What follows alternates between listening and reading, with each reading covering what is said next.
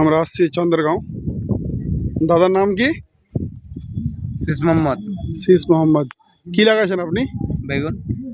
তো কি হয়েছিল আপনার বেগুনে? ওই মরে যাচ্ছিল ধসা পচা। ধসা পচা হয়ে বেগুনের গাছ মরে যাচ্ছিল।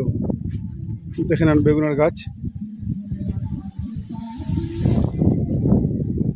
তো কি স্প্রে করেছিলেন আপনি? এইটা দিয়ে কোনটা? ফ্রেশারের সঙ্গে কি? আর 2-3 রকম বীজ দিয়েছিল, নামটা তো বলতে পারবো না। একটা কার্বনডিজাম ম্যাঙ্গোজেব, হ্যাঁ এটার সঙ্গে পাঞ্চ করে স্প্রে করেছিলেন। হ্যাঁ, আর একটা পোকার বিষ স্প্রে করেছিলেন। এই 3 রকম আর একটা আঠা ছিল। হ্যাঁ, হ্যাঁ। তো রেজাল্ট কিরকম হয়েছে? এখন তো ভালোই। রেজাল্ট ভালো আছে। গাছগুলো কি মনে হচ্ছিল কি বাদ? আমি তো ভাবছিলাম যে মরে যাবে মনে হয়, এই স্প্রেটা করার পরে ভালো হয়েছে। আচ্ছা, ঠিক আছে, ধন্যবাদ। একটু আমাদের মালগুলো আপনি বলবেন লোকজনকে ইউজ করতে। হ্যাঁ নেবেন, ভালোই কাজ। আমাদের চ্যালেঞ্জ গোল্ডের কিরকম কাজ? চ্যানেল বলতে আমি বেগুনের দিনে এখনো ধানে দিচ্ছি, ভালো হচ্ছে। আর আলুতে?